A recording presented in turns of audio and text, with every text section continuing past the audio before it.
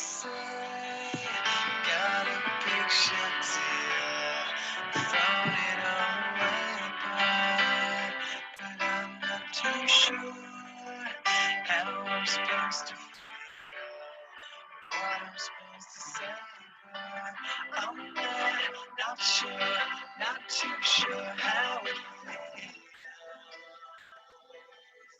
to handle every day. And I miss you.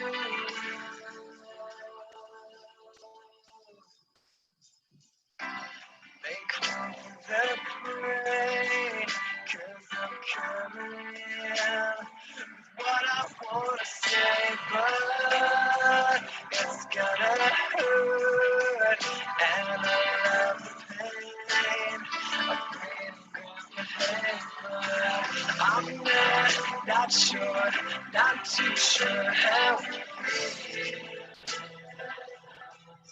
to handle it. Like the one that just passed in the crowds of people.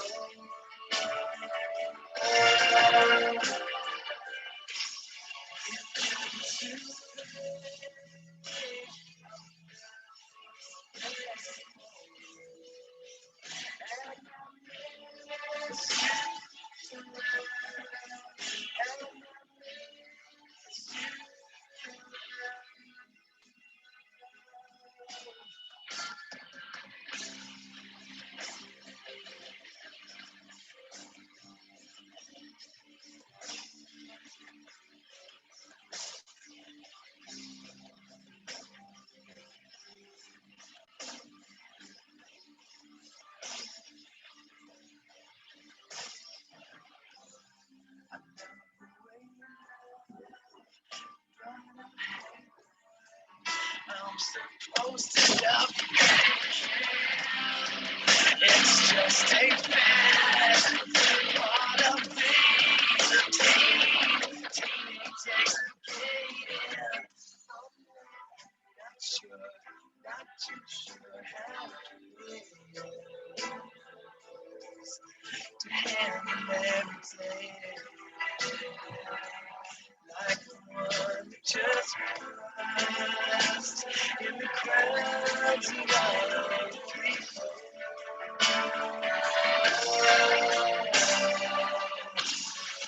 And I miss you, love.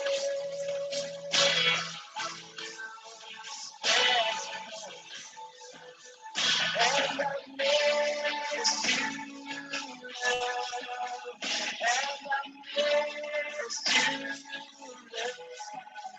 love. Remember today, I was for you, and I miss you, love. And I miss you.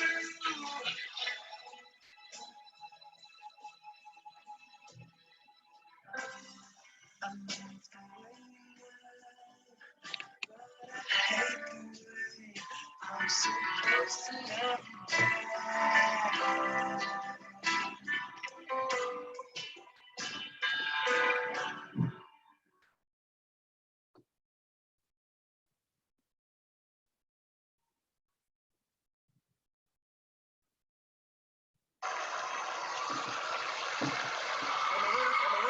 And the winner is MC.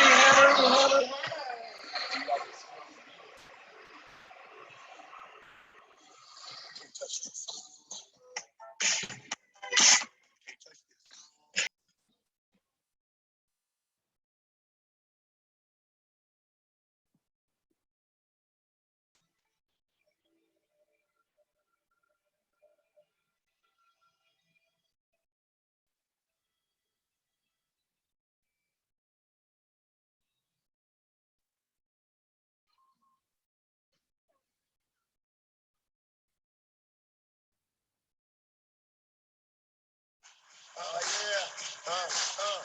Holla if you hear me. Here we go, turn it up, let's start. From block to block, snatching hearts and checking books.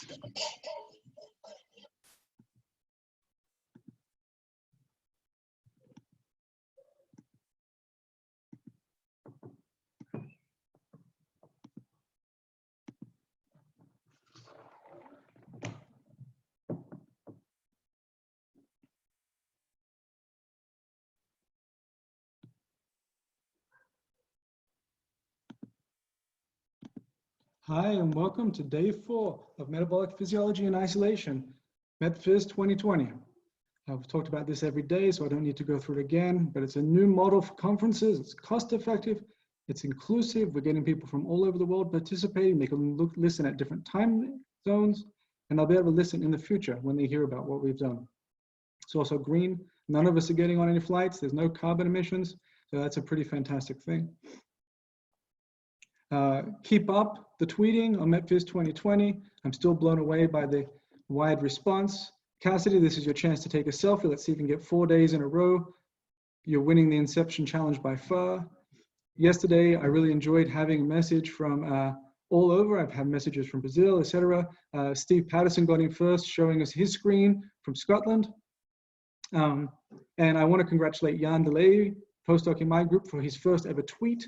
I think he nailed it. The guy's got the hang of this, with Wilson next to him in his isolation chamber.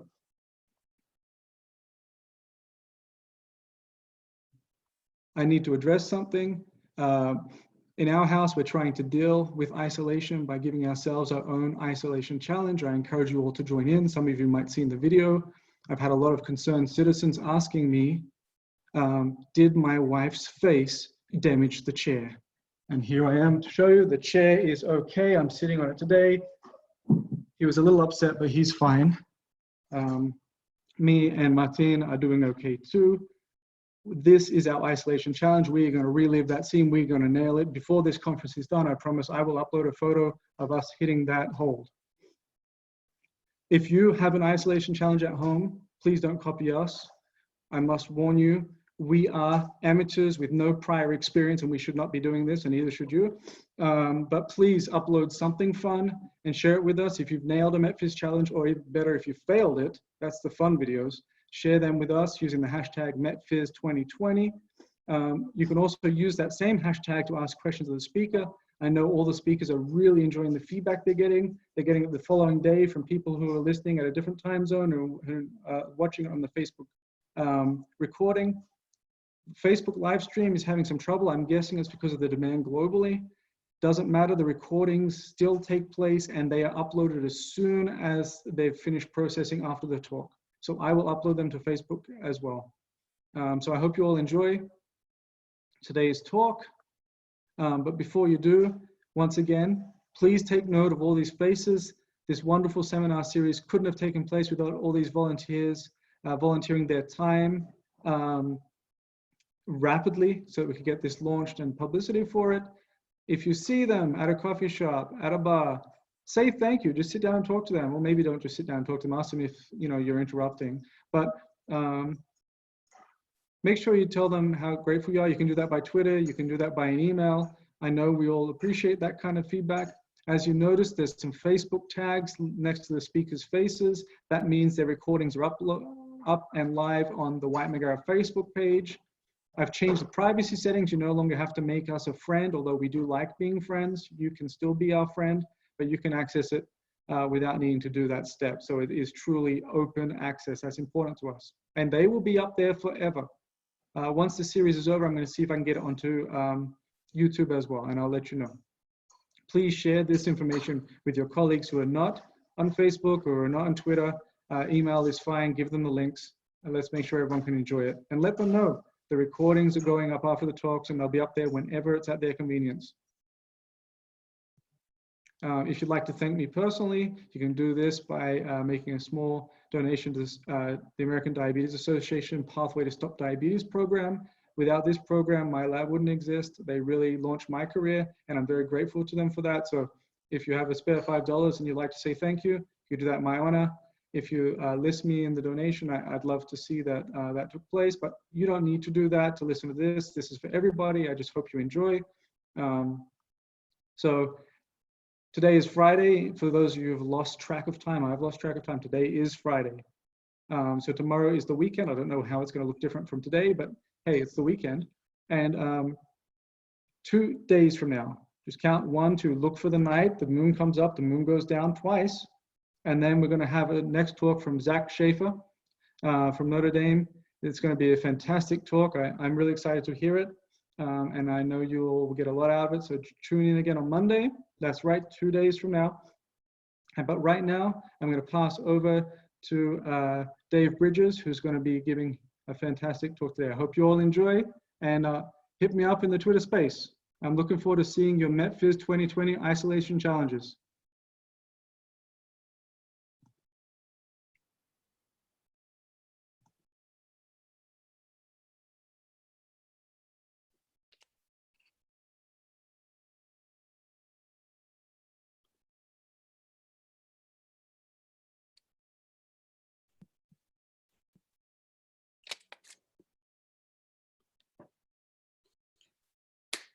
All right, hello everybody. I hope you can hear me. I hope you're doing well. I hope you're living your best possible quarantine. I was going to say I hope you're having a good day, but I feel like all of us are having right now maybe the best day possible. Maybe not our best ideal day, but I do want to say I appreciate that you're willing to spend a little bit of your COVID-related pandemic with me, and I'm going to tell you a little bit about some of the work in our lab on mTOR signaling and how it relates to energy expenditure.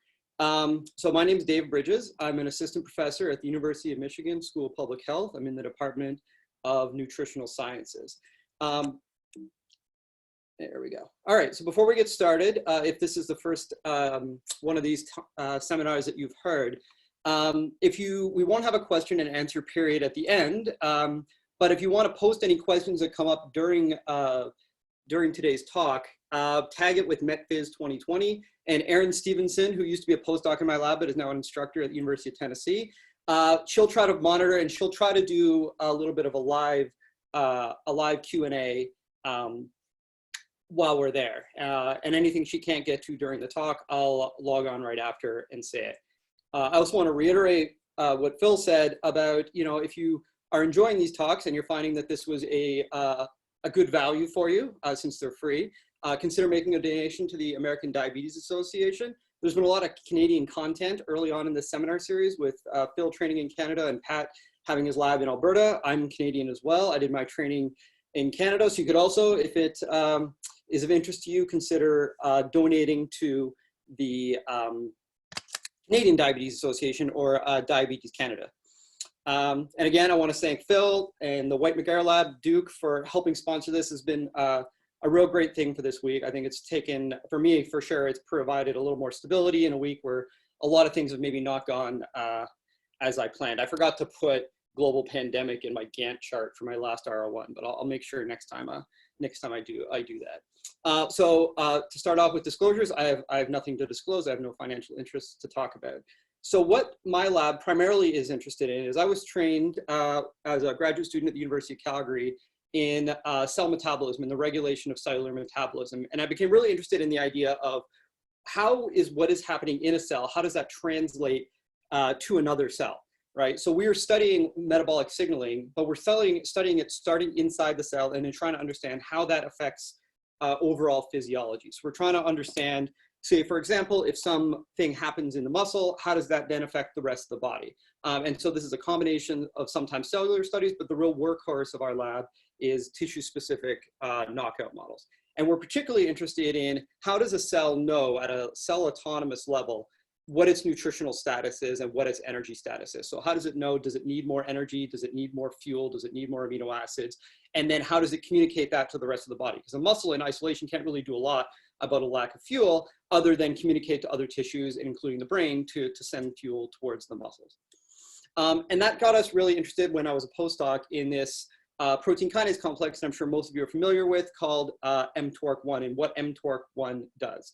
mTORC1 is a major fuel and nutrient sensor in the body. It integrates a lot of different signals. This is a pretty simplified diagram, but for example, it's activated by independent pathways, by insulin, by amino acids, and by energy through AMPK.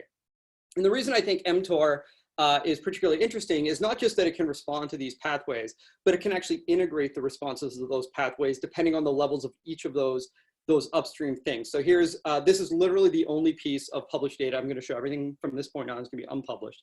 But because these are independent pathways by which insulin, energy, and amino acids can activate mTOR, if one pathway is active, for example, the insulin signaling pathway, but another pathway, for example, the lack of amino acids is inactive, the mTOR complex can sense all of those integrated inputs. And so all of these signals either can be present, or if one is present and two are absent, it can respond to all of the rest of these. So for example, here, if you have a lack of amino acids, even if you have plenty of growth factors, you'll have an inhibition. If you block the PI3 kinase signaling, even in the presence of extra glucose, which would primarily activate the energy sensing pathway, the turning down the PI3 kinase pathway can turn it down. So it's a really important node of integrating metabolism and integrating what the nutrient sensing or the nutrient capacity of a cell is. And then of course, it's going to take those signals, it's going to integrate all those signals, and it's going to cause a cascade of cellular effects. And so one main role that I'm sure most of you are familiar with in terms of mTOR signaling is its role in anabolic metabolism and nutrient storage. So it can, again, respond to things like elevated insulin, and it can promote a whole variety of processes that can store nutrients in the cell. So there's a few examples here. It can activate protein synthesis through the S6K and S6 pathway. It can promote ribosome biogenesis. It can promote nucleotide biosynthesis. It can promote lipid synthesis. So downstream of mTOR, there's a lot of anabolism happening. So there's a lot of nutrients being taken in and then nutrients being stored for future use. And again, that's one thing you would do if you have excess nutrients, is you would store them for future use.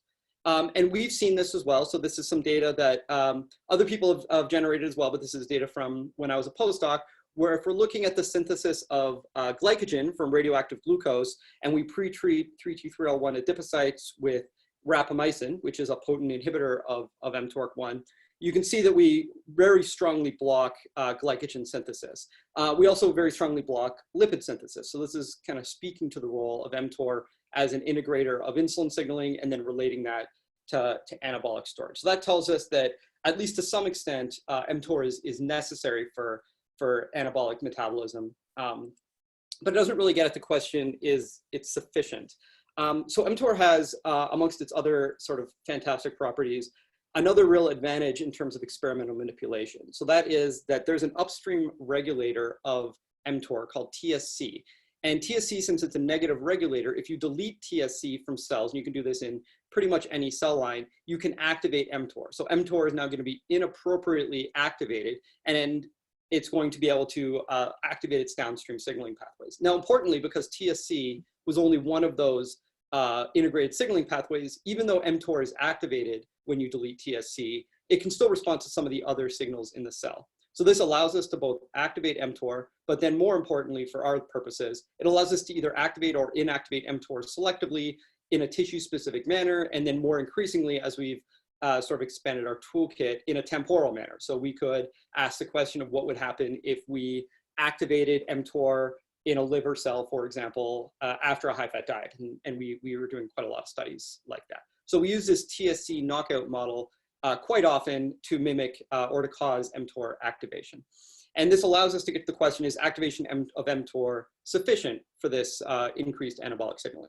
So kind of going back to the glycogen and lipid example I gave you before, this is from mouse embryonic fibroblasts. If we deplete TSC from these cells, you can see that there's a strong potentiation of both lipid synthesis and glycogen synthesis in these cells. So this suggests that it's not just that it's necessary, but you can actually, it's, excuse me, sufficient for increased lipid and glycogen storage.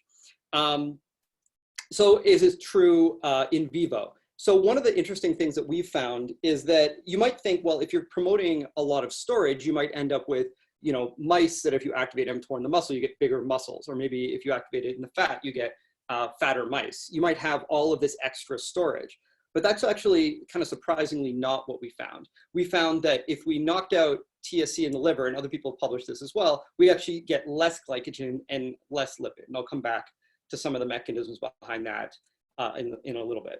And what I'm going to focus on mostly today is muscle. And what we found is you might have expected, if mTOR was a really potent potentiator of, for example, protein and glycogen synthesis, that if you activated mTOR in the muscle, you would get these huge hypertrophic muscles that had a lot of protein synthesis. Maybe they were stored with a lot of glycogen. They might even have a lot of intramyocellular fat storage. But again, that's not what we saw. In fact, what I'll tell you today is these mice are not only bigger, they're actually resistant to diet-induced obesity. Now, one possibility for why we're seeing this is because mTOR has this known negative feedback loop where when you activate mTOR, there's a negative feedback loop, maybe through phosphorylation of GRB10 or IRS, where you can inhibit insulin signaling. So once you have inappropriately activated mTOR, you engage this negative feedback loop, and now the cells are effectively refractory to insulin signaling. And that's probably the case when we see less lipid synthesis and glycogen synthesis in the liver. Brendan Manning's group has done a lot of really good work in this area, but we don't think this is true for the muscle example. I'm going to kind of walk you through some of the reasons why we believe this.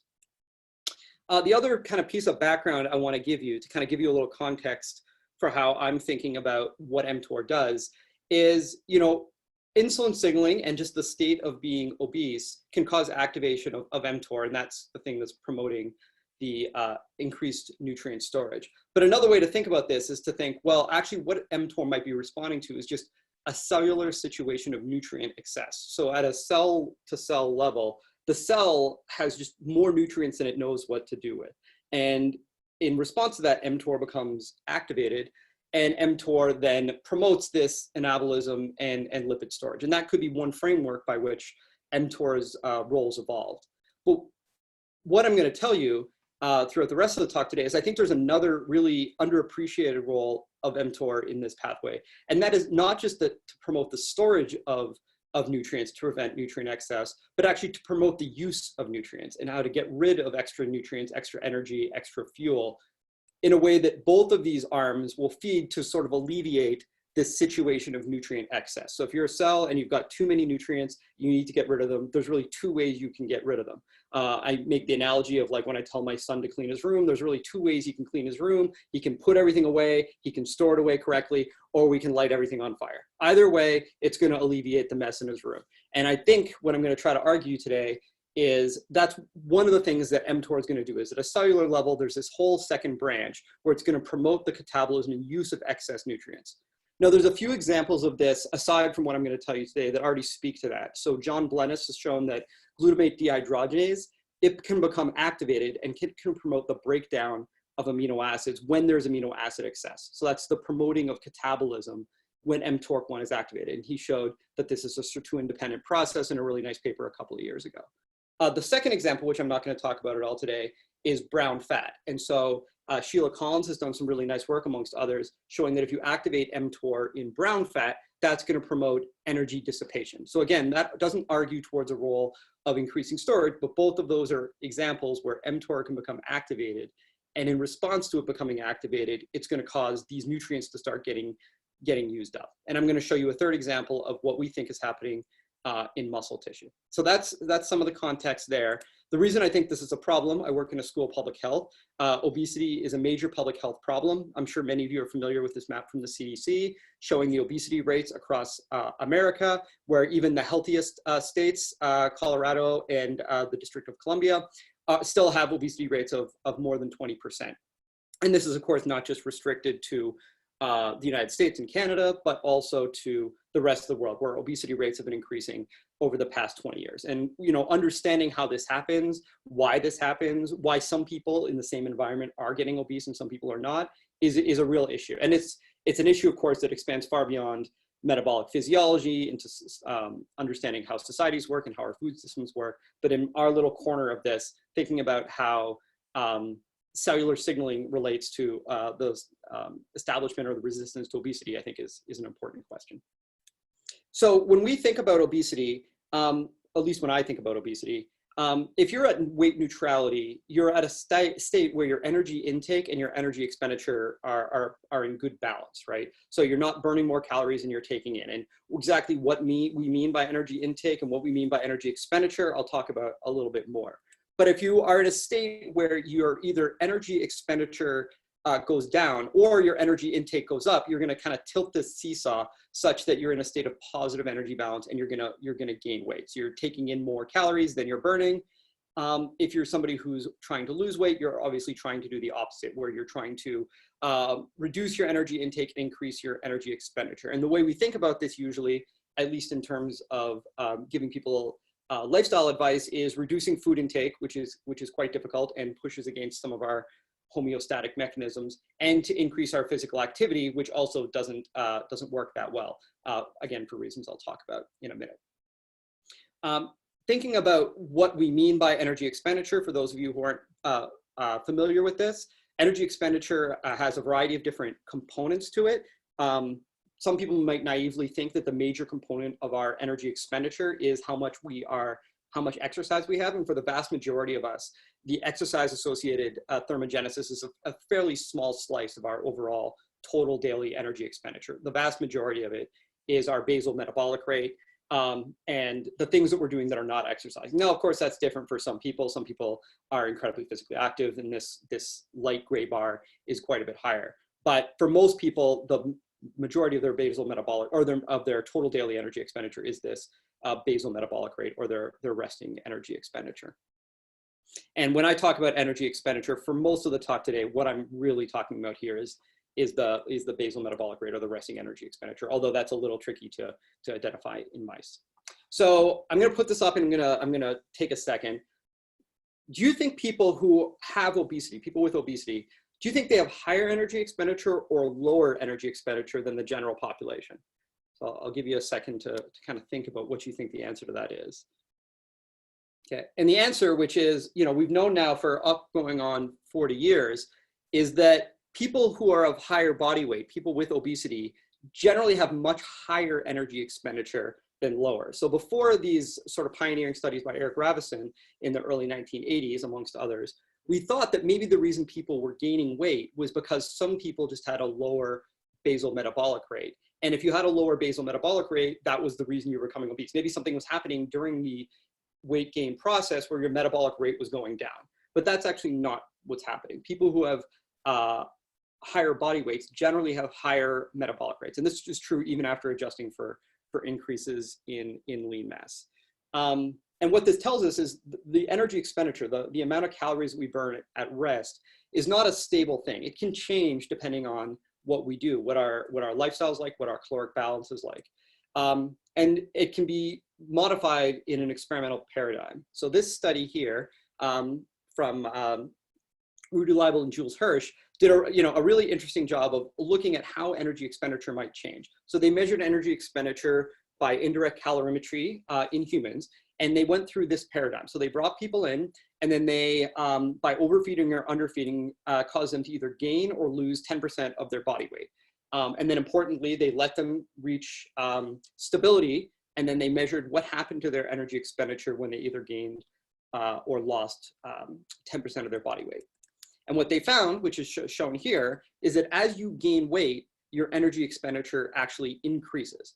And similarly, as you lose weight, your energy expenditure decreases, right? So your energy expenditure is adapting to your weight status, really in a way to try to maintain some level of homeostasis. And this is somewhat flexible, such that as people start, then they gain weight, and then they return back down to their initial weight, which is this bar here, they end up kind of exactly where they are, right? And so this is an important adaptive mechanism that we call adaptive thermogenesis, that allows people, as they're either in caloric excess or caloric restriction, to sort of try to maintain and conserve their body weight.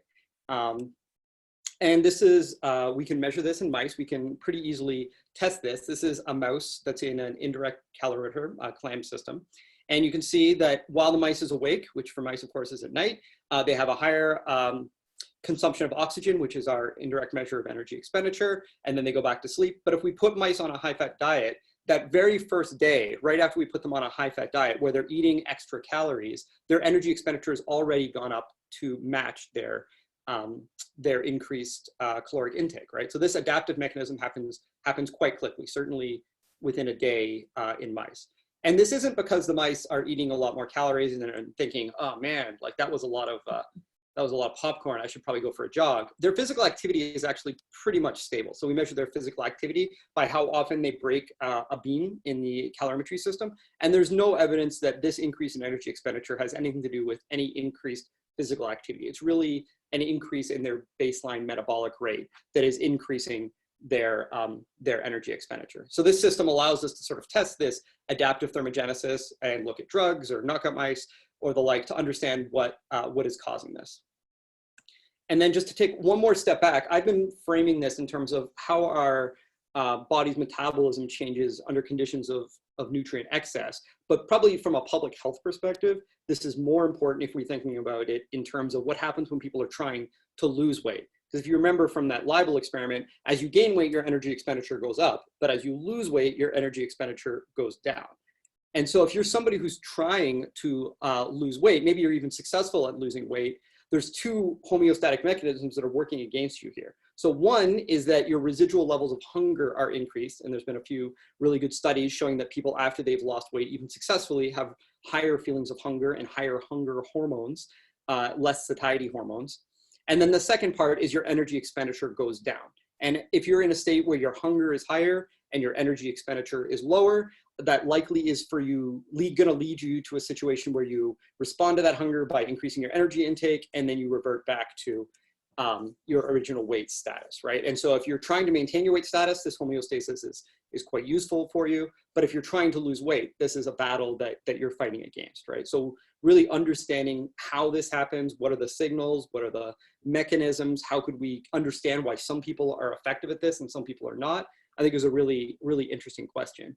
And then for some people, as you would expect, there's gonna be some slack in this system. Some people are gonna respond from a thermogenic standpoint very effectively to either weight gain or weight loss, and they're gonna match that increase or decrease exactly to the caloric change they need to get back to their neutral state. But other people might not. There might be more flexibility. And if you look at the studies where people have looked at adaptive thermogenesis in people, there's wide variability in how efficient this process is, how people individually on a person-to-person basis respond to caloric restriction with respect to energy expenditure. And we're just starting now to understand how that works and how that can be put into clinical practice for people who are trying to lose weight. Okay, so that was most of what I had for introduction. And again, what I'm going to tell you about for the next probably 15, 20 slides or so is what happened when we activated mTOR and how it relates to adaptive thermogenesis. And again, almost all of this work was driven by Aaron, who again is on Twitter. If you have any questions about what I'm talking about, feel free to tweet that I'm talking too fast. I know I've got my handy Post-it note telling me to slow down.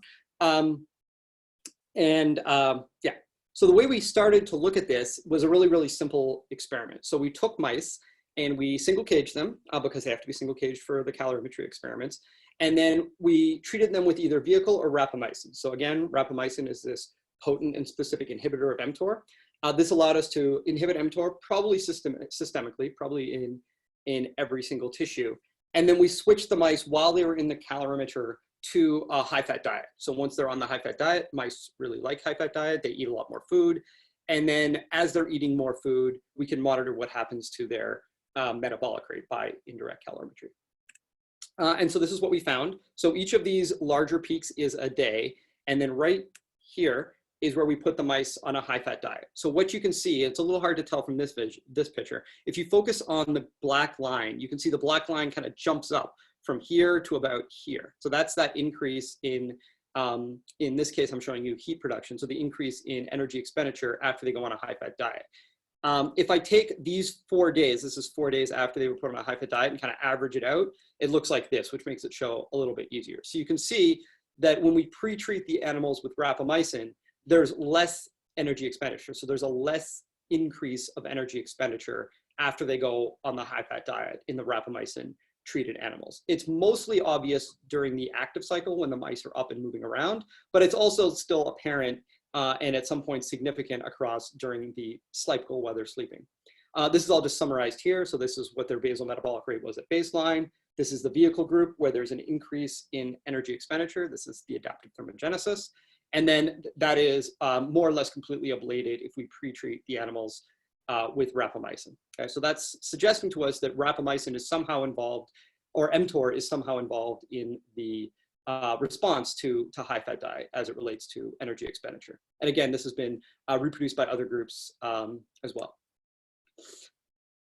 Similar to what I was showing before, this is not because, again, these animals become sedentary and stop moving around. To the extent that we can measure their ambulatory movement by beam breaks, there's really no difference, certainly no significant difference, and really no difference between the vehicle and rapamycin treated groups after we put them in the cage. So we don't think this has anything to do with physical activity.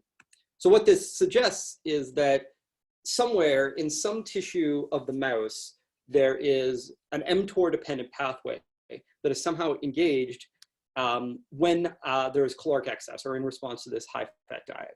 And it could be any tissue, it could be multiple tissues. It could be just one tissue, although that seems somewhat unlikely.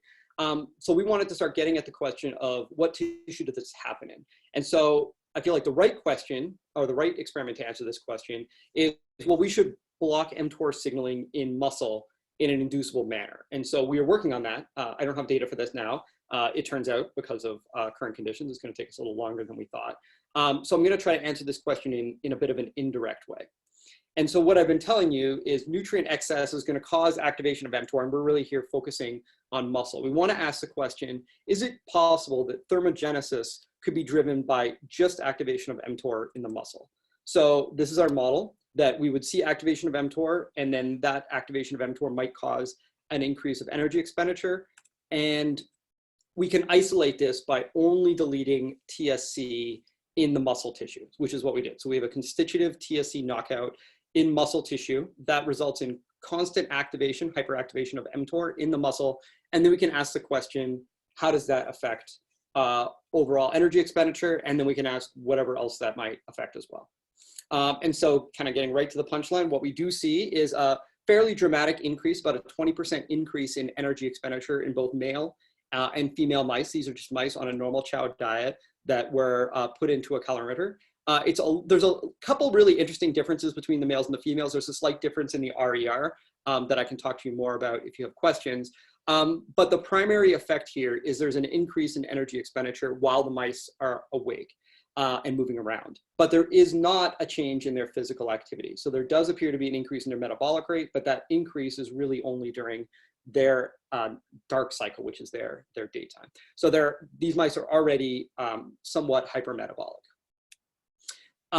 One of the challenges when we think about models where energy expenditure is increased, especially if you think of the example of somebody who's trying to lose weight and they decide that they are going to pick up jogging, or maybe you're socially quarantined but due to a coronavirus outbreak, and therefore you're like, oh, I'm sitting around a lot and there's a lot of snack food in my house, maybe I should pick up jogging. One of the challenges with this is in many models, as you increase your energy expenditure, you compensate, especially in humans, by increasing your energy intake to match. And there's been a lot of really good work in this area. Now, interestingly, we don't really see that to a very big extent in our mice. So as we look at the mice, if we just here focus on the normal chow diet mice, they had about 20% higher energy expenditure, but their energy intake stayed pretty stable throughout the entire experiment when we measured their food intake. So because their food intake was staying stable, but their energy expenditure was going up, and there wasn't, for whatever reason, this compensation to match the increased energy expenditure, these mice are in kind of a constant state of negative energy balance. And so we would predict that these mice are going to be less likely to gain weight as they age. And that's exactly what we saw. So if you look at the green here, this is the wild type mice as they age out to about 30 weeks. You can see as they age, their fat mass slowly increases. This is measured by an MRI. But if we look at the knockout mice, even though they start out up until about 10 weeks, they're about the same fat mass, they don't have this age-related increase in fat accumulation as measured by the MRI. And this is just quantified at the end, showing that the total fat mass and the percent fat mass whole body are quite a bit lower. It's even more striking if we actually look at the isolated fat pads. So if you're eating lunch, you might want to turn away for a second. This is what the dissected fat pads look like. So this is the epididymal and inguinal and brown adipose depot from the knockout mice, again, collected at about 30 weeks of age, just on a normal chow diet. And you can see there's this really dramatic loss of adipose tissue, and such that both the epididymal and inguinal fat pads are quite a bit smaller. The bat fat pad is a little bit smaller, but it's not nearly as striking as these two. And again, this is sort of quantified down here on the bottom. Now, one argument you could make is, well, this looks a lot like this. So are you getting brown fat? And it turns out in our hands, that's been actually kind of tricky to measure, because is this fat red because we've depleted all of the white triglyceride from it?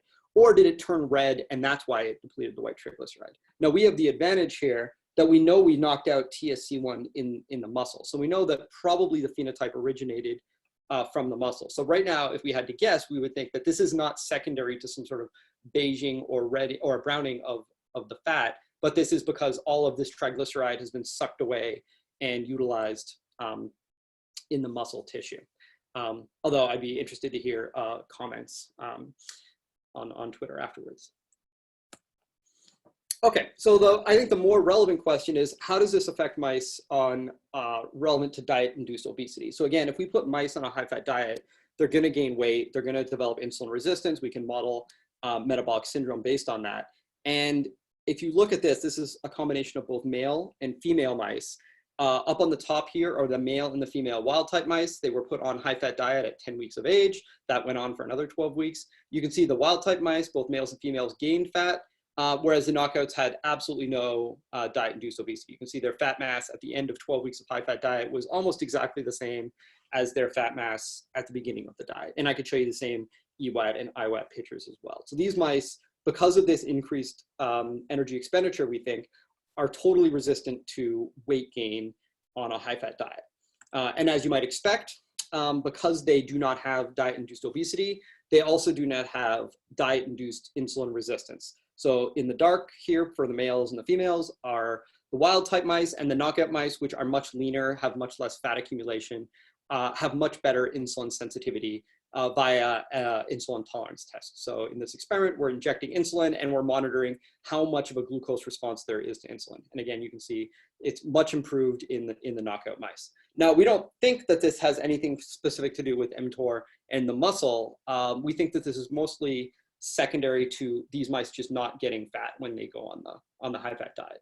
And I'm going to come back in a few slides to the question of what should be happening in terms of insulin resistance in these mice if they were not differentially obese.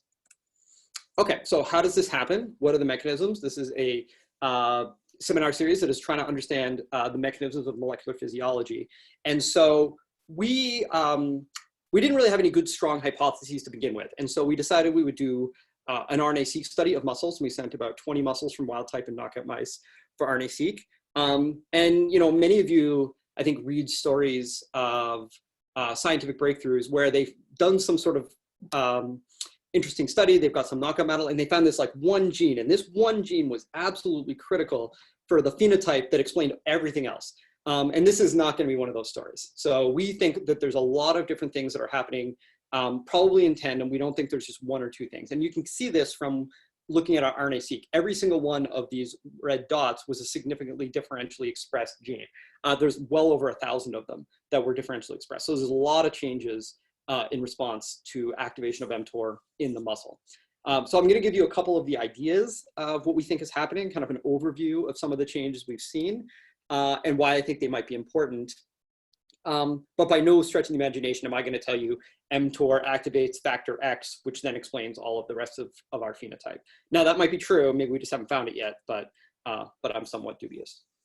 I'm going to walk you through sort of 3 different examples of things that change in these muscles that I think are important. So the first one is going to be a change in nutrient transporters.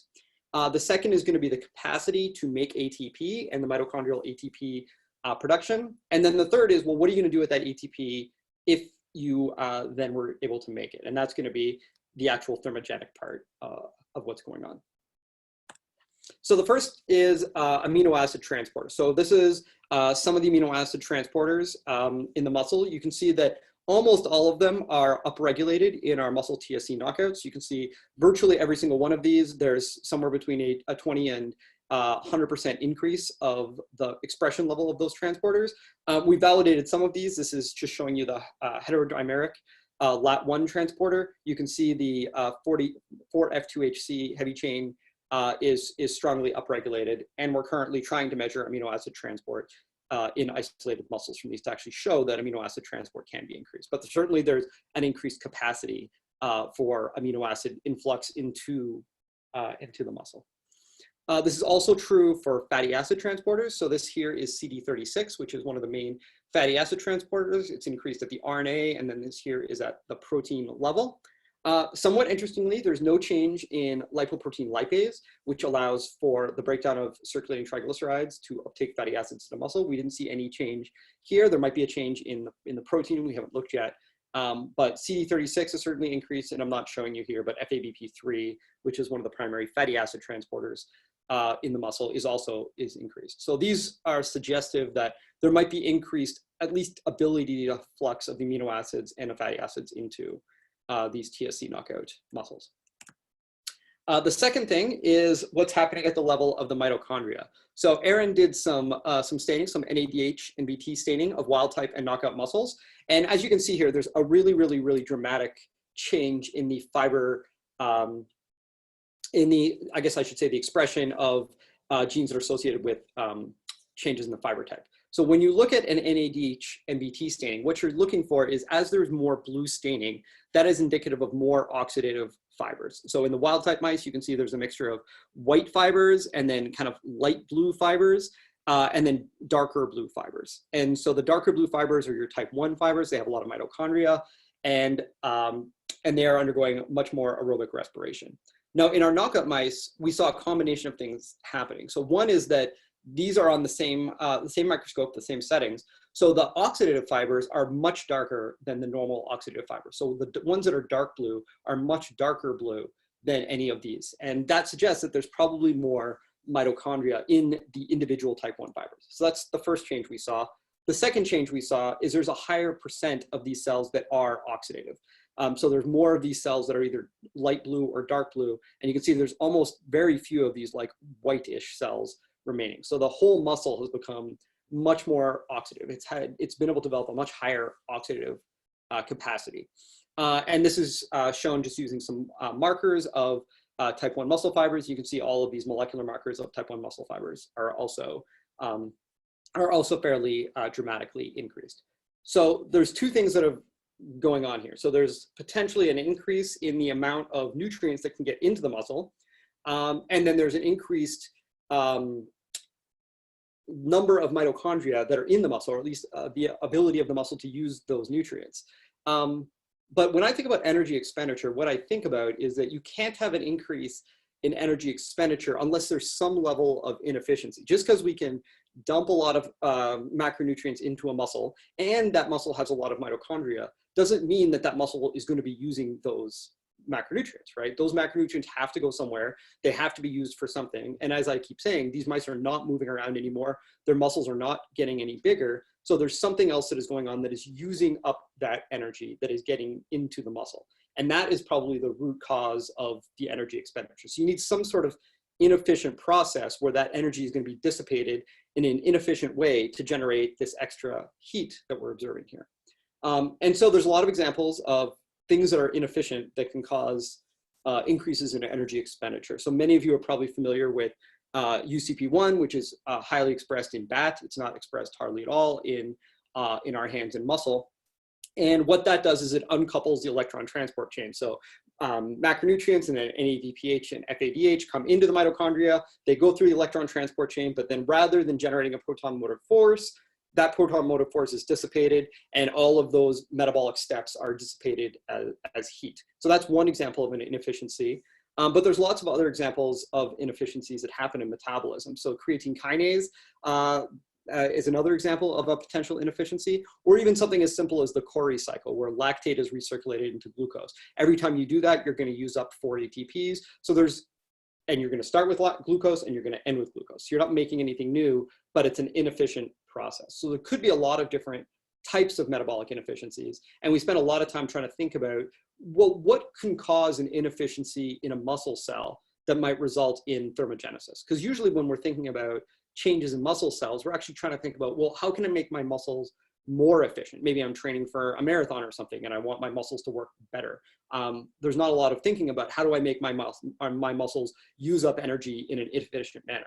But from an energy balance standpoint, that's actually really important. If we could have our muscles become somewhat uncoupled in the way that brown fat is uncoupled, that would allow us to dissipate a lot more energy, because we all have a lot more muscle than we do of our brown fat. So even a small increase in muscle inefficiency could have a really, really dramatic effect on overall energy balance.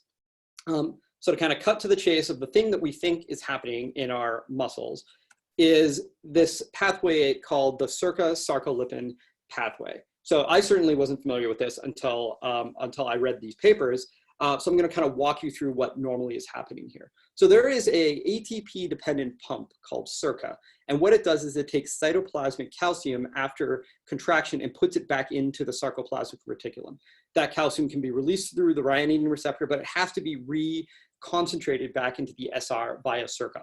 And like I said, SERCA is an ATP-dependent pump. It's a very highly expressed protein in muscle, and it uses a lot of ATP.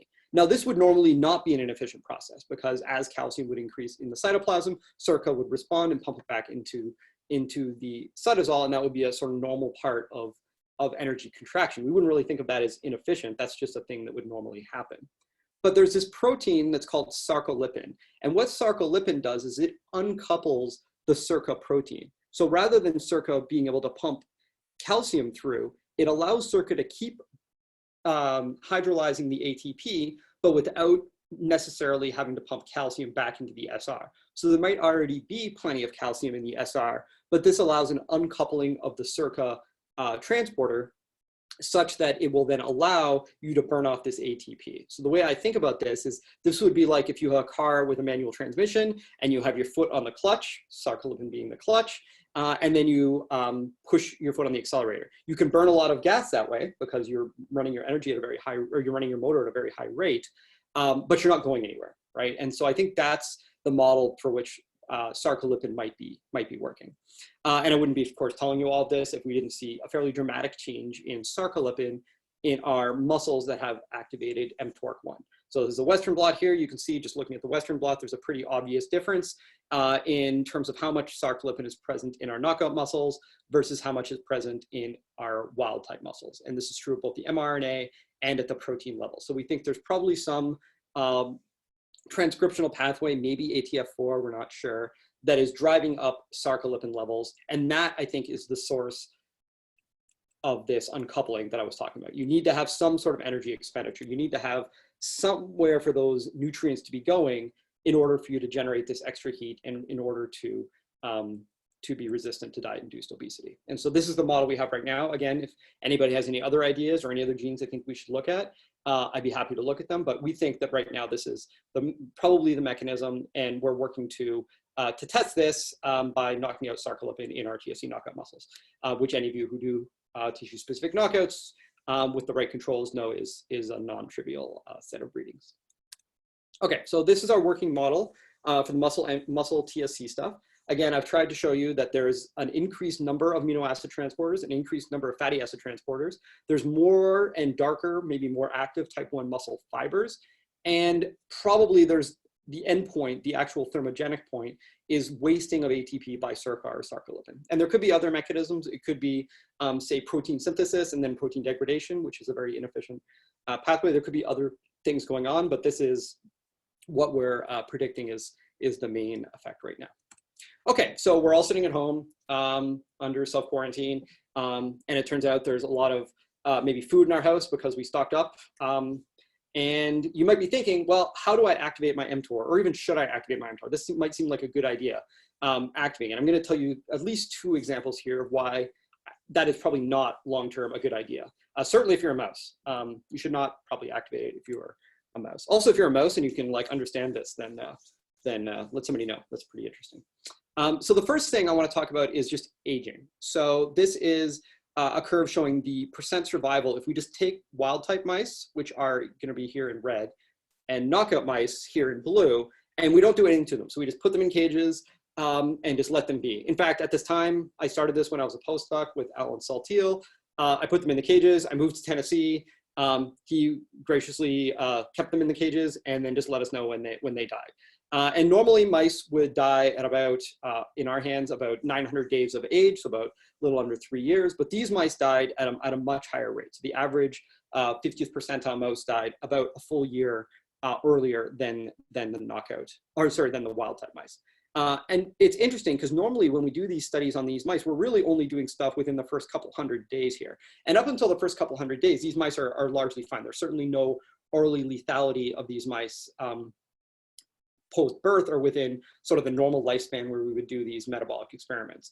But as these mice age, we can sort of see they just look like they're getting older faster. So they get scruffed, they get kind of hunched, they lose muscle mass very quickly. And they had this sort of accelerated aging program that sort of results in premature death. Now, in terms of why they're dying, there's no specific cause of death that we've been able to identify. We sent all of these mice, I think this was something like 150 mice, for pathology, and there was no significant difference in any individual cause of death. They were still dying of the same sorts of things that mice generally die of. They were just dying of them earlier, right? So we think this is really just an example of accelerated aging as opposed to any particular specific pathology that we're inducing. So we had a sense of this when I first moved my lab to Tennessee, and rather than repeat this experiment, which would have, of course, taken upwards of 3 years, we started collaborating with a fly researcher at the University of Tennessee named Larry Reiter and a couple of undergrads, Izzy Hatfield and Erica Yates. And we repeated this experiment much more quickly in fruit flies. And we found the same thing. So if we take TSC and we deplete it by shRNA using a muscle-specific driver, so we're kind of doing the same experiment. We're depleting TSC in muscles in fruit flies. These two lines here in blue and red are the controls, and then the green is the knockout. And you can see the knockout flies age much more quickly and die more prematurely, and then much more experimentally feasibly.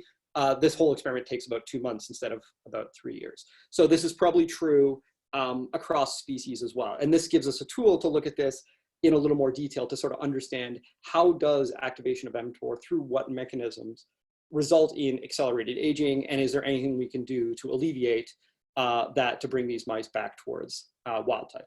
And so we're still thinking about this, and we're still hoping to pursue some of these studies as well. So that's one thing you wouldn't want to do. One reason why you might not want to activate mTOR in your muscle is because it could cause premature aging.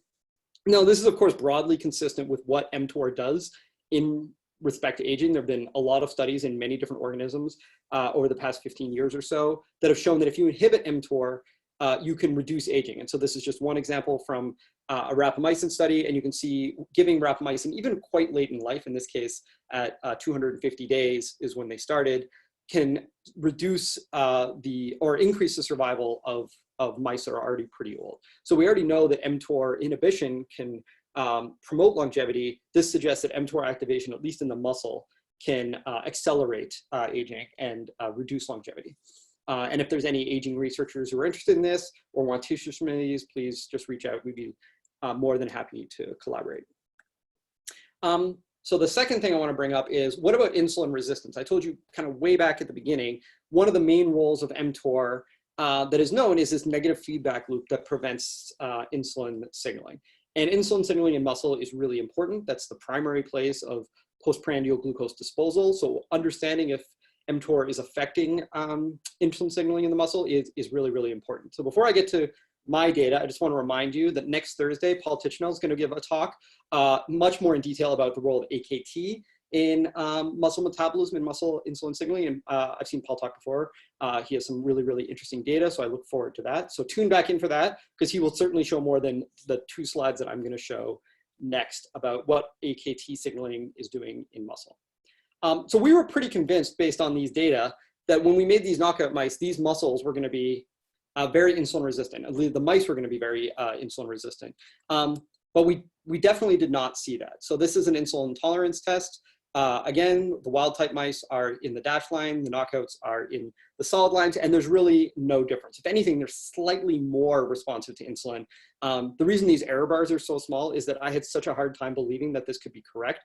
I just kind of kept repeating this experiment using many, many, many different cohorts of mice, which were then combined. But these mice respond to insulin pretty much normally. So even though they have this chronic activation of mTOR in their muscles are not becoming insulin resistant, at least in vivo. And again, to check this a little further, maybe we thought, maybe there's some sort of compensation due to euglycemia, or maybe we're looking at some sort of gluconeogenic effect that we didn't anticipate. We put them in a euglycemic clamp in collaboration with Nathan Key here at the University of Michigan. And again, we did not see any reductions in insulin sensitivity. Those, again, consistent with this, a slightly higher glucose infusion rate, which suggests a slightly higher insulin sensitivity. And if we looked at 2-deoxyglucose disposal into the muscles, again, not only was it fine, it was actually a tiny bit better in the knockout mice than in the wild type mice. And I want to be clear here, this was done when these mice were young, when these mice were only 10 weeks of age, and there was no body fat difference at this point. So this was not a secondary effect to adiposity. But it does suggest that activating mTOR in muscle in vivo is not sufficient to cause insulin resistance. So, so at that point, I'm like, okay, well, that's a thing that we looked for and didn't find, and stuff like that happens. But we're even more confused by this because we had previously done a glucose tolerance test. So instead of injecting insulin and looking what happens to glucose, we'd already injected glucose and seeing how that gets cleared out. And like I said, muscle is the primary site of postprandial glucose disposal. And when we started doing these ITTs, we already knew that these mice, so the knockout mice are in the solid black line and the dashed lines are just all the controls here, the knockout mice were already intolerant to glucose. So they already had a harder time clearing glucose, which might have suggested that they should have been insulin resistant.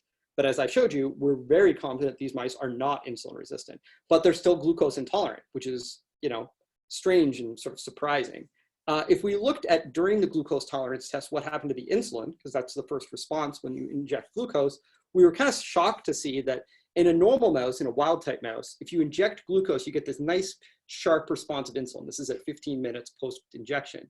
But in our knockout mice, there was almost no increase in glucose-stimulated insulin secretion. They were completely refractory to glucose-stimulated insulin secretion. So for some reason, the pancreas was not functioning in a way that we would have expected. And we think that the reason these mice were glucose intolerant is because, somewhat surprisingly, they're actually resistant to glucose-stimulated insulin secretion. So I'm not an islet person. At the time, we reached out to Ernesto Bernal Mizrachi, who used to be at the University of Michigan, now is at the University of Miami, and he isolated islets from our wild type and our knockout mice. And what you can see here is, to the extent that we were able to measure it in this sort of preliminary study, there was no difference in actual islet function. So the reason the islets were not producing insulin had nothing to do with anything in the isolated islets. The isolated islets were working effectively normally. They were just not responding to the glucose in vivo. But in vitro, at least to the extent that we could measure it, they were largely okay. So this made us think, well, maybe there's some signal that is coming out of these muscles when the muscles have mTOR activation, and that signal is somehow communicating to the pancreas. And for some reason, that is why the pancreas is not able to secrete insulin appropriately. So we went back to our RNA-seq data and we looked at a whole series of myokines that had been published in other studies. And we found a few things that we thought were pretty interesting. So for example, FGF21 is increased about twofold. Myostatin and Meteorin-like protein are both changed, both reduced a little bit in our knockouts, but none of these really, I thought, could explain our insulin sensitivity or our insulin secretion change. So this was sort of known myokines. We started looking at just other secreted proteins. And this is a class of proteins called the GDF proteins. And what we found is a few of these GDF proteins, 5 and 6 and 9, but then especially GDF15, were really highly expressed in our knockout muscles. And at the time, I remember looking at this and being like, I don't know what any of these things do. This doesn't really mean anything to me. I wasn't familiar with the GDF15 literature when we found this a few years ago. But as many of you are probably aware, GDF15 has really become an emerging target in an area of really high interest. So what is GDF15? So GDF15 is obviously a hormone. It's actually kind of a really interesting hormone. Steve O'Rahilly calls it sort of an anti-hormone. And the reason for that is that it's, instead of being made in one place like insulin and affecting many, many tissues, it appears that GDF15 is made in many, many different tissues in response to some sort of cellular stress, and then signals to really just one place. And that place is usually, we think, GFRAL receptors in the area postrema of the brain. It's synthesized largely downstream of the integrated stress response, although there might be other mechanisms, and it reduces your energy intake. So if you take a mouse and you inject GDF15, it's an anorectic factor, and because it's an anorectic factor, it can prevent things like diet-induced obesity. The receptor for GDF15, GFRAL, was cloned a couple of years ago, and it's been a really active area of research. Now, not only does GDF15 reduce energy intake, it appears that it works really, really well at reducing energy intake of fat tissue. And we were fortunate that when we moved our lab to the University of Michigan, there was an expert in this area, Randy Seeley, who's the director of our NORC, who had an interest in GDF15. And this is from a paper they published last year, where you can see they inject GDF15, there's a reduction of energy intake. But if you give the mice individual macronutrients, the macronutrient that is most affected here is fat. So these mice, when they're injected with GDF15, are very aversive to fat. They don't seem to really care that much about carbohydrates or protein, but they are very specifically aversive to fat. So there's some connection between GDF15 and fat intake. So we thought that was interesting. So we went back to our mice and said, well, we saw this sort of increase in GDF15 mRNA. I don't even know if GDF15 is made in substantial amounts in the muscle. Does it have any like physiological relevance or whatnot? So we looked at it in terms of ELISAs, and sort of consistent with our RNA levels, we saw this really dramatic increase in GDF15 levels in our knockout mouse blood. So there is a sort of huge increase in GDF15. And then to test whether it had any physiological phenotype, we did what we do in our lab, which is a diet preference test. So we basically gave mice 2 jars of food. 1 jar was a fat-rich food, and 1 jar was a carbohydrate-rich food. And we put them in their cage for a couple of days, and then we monitored how much of the 2 foods they ate.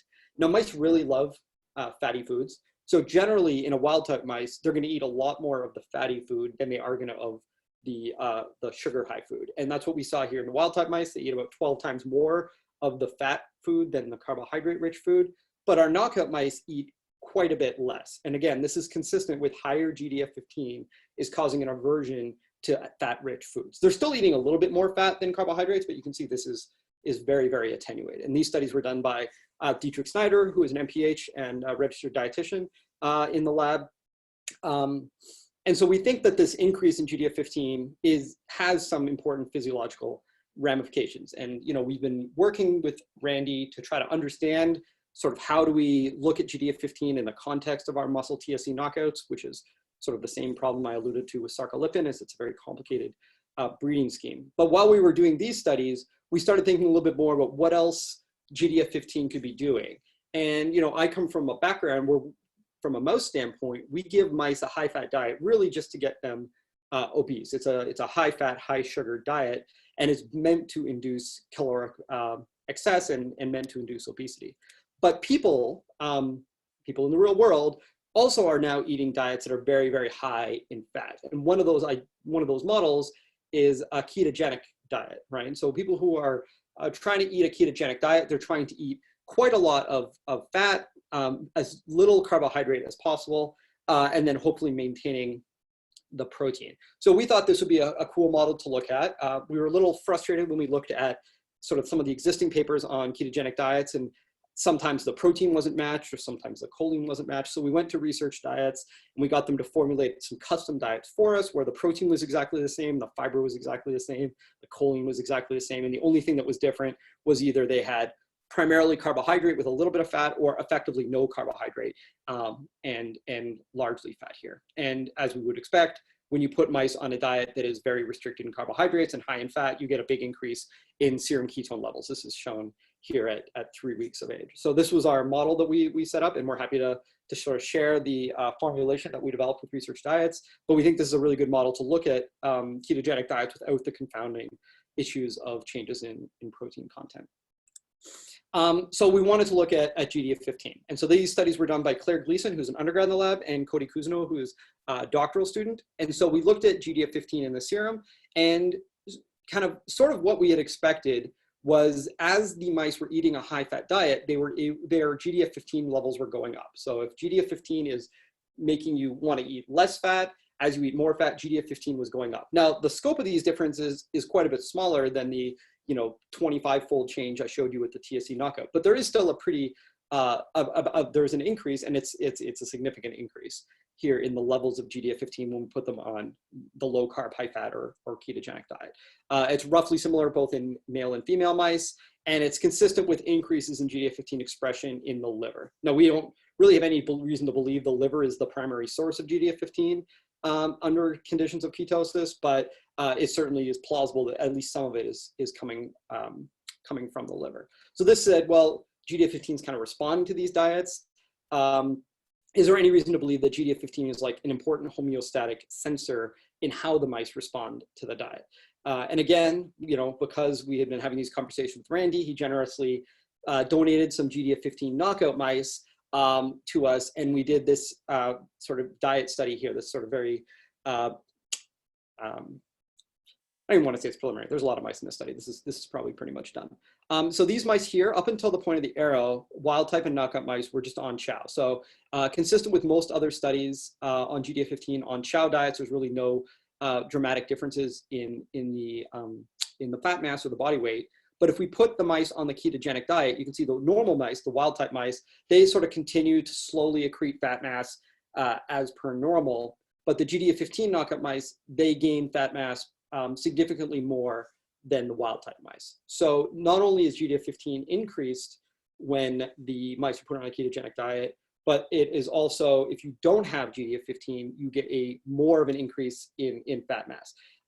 And to the extent that we have been able to measure it so far, this is consistent with an increase in energy intake. There's really no evidence that this has anything to do with energy expenditure. And we're really keen to look at this in more detail to understand, is GDF15 changing in human subjects that are on a ketogenic diet? And is there any association between human variants of GDF15 and maybe diet outcomes when you try going on a high-fat, low-carb type diet? So we're very excited to kind of continue these studies as we go forward. So just as a bit of a summary for the GDF15 part, this is what we mean. We think that GDF15 might be activated in response to mTOR, but we are fairly confident it's activated in response to a ketogenic diet. Normally it would reduce food intake, specifically fatty food intake. And if you're on a diet that is very high in fatty foods and you don't have this arresting signal, you might end up with more food intake and more weight gain. Okay, so in summary, that's all the data I have for you today. So some of the things that I tried to tell you of, and again, I would love to hear some comments or feedback on Twitter. So one is that mTOR has this role in energy dissipation. So it doesn't just, we believe, have this role in anabolic signaling, but it has a really important role in catabolism. If you activate mTOR in the muscle, it prevents mice from becoming diet-induced obese. It alleviates the insulin resistance that comes along with that. We think that mTOR activation in the muscle is sufficient to accelerate aging, although we don't really have a good mechanism for how that's happening. There's a potential new signaling molecule from the muscle that works on the pancreas. It may be GDF15, it may not be, it could be something else, but we're working to try to find that out. And then we think that GDF15 may play a really important role in moderating energy balance on a fat-rich diet. So that's all the data I have. In terms of who did the work, I've been trying to show the pictures of the people throughout. So Erin did most of the work on the muscle TSC stuff. Gianna is our intrepid lab manager. She's had a week. Cody, Dietrich, Claire, Catherine, they all worked on the ketogenic diet study, some of which I've shown you, some of which I haven't yet. And Eric and Izzy did the fly studies for the aging. I certainly wouldn't be able to do any of this without the sort of generous assistance of our collaborators, Alan, who sort of let me take this project and everything we developed, all the tools, all the mice with me when I left my postdoc. Randy, who's been invaluable since I came back to Michigan in providing the GDF15 mice, and Larry, who helped us a lot with doing the aging studies, especially everything fly related. We're currently funded by the NIH, and we have a few little pots of money from the Michigan Diabetes and Michigan Obesity Research Center, which of course we are eternally grateful. So that's it. Phil gave me the real privilege of being the last talk of, I guess, what I'm going to call the first session of this seminar. So if this was a more traditional conference, we'd be done. You'd all be staring at your watch, wondering, man, is this guy going to stop talking? We got to go to the pub. We got to get a drink. I got to get like unpacked. So you can. So this has been a week. I feel like we've all had probably a week that we did not expect, but we've made it through it. It's Friday. So pat yourself on the back. We made it. We're going to get through it. I'm looking forward to all the rest of the talks in the seminar series. And more than that, I'm looking forward to sort of all the great science that we're going to be able to do now that we are sort of enforced to take a step back, do a little more reading, maybe a little more thinking than we had previously. And I can't wait to see sort of what we all come up with. All right, so that's it. Thank you very much for listening, and look forward to talking to you in the comments. All right, bye.